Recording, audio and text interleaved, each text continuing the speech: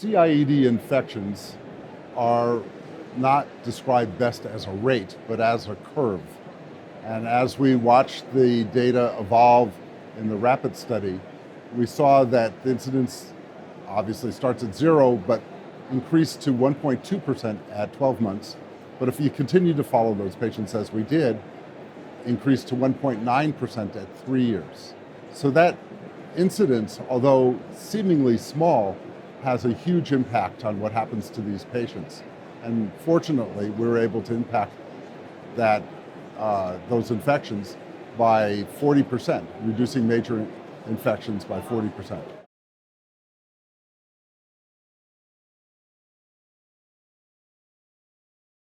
The Tyrex envelope is designed to have two antibiotics, minocycline and rifampin.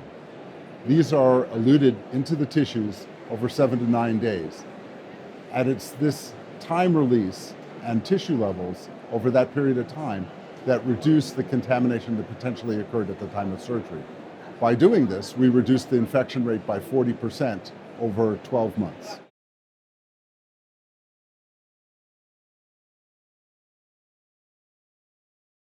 The RAPID trial was a randomized, prospective, global clinical trial randomizing patients to either receive the resorbable antibiotic Tyrex envelope or not. There were almost 7,000 patients that were randomized, and we followed these patients prospectively, all of them for at least 12 months and 20.7 months on average.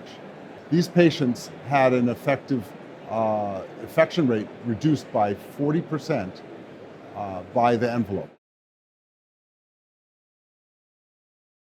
The morbidity of device therapy is really the Achilles heel of device therapy.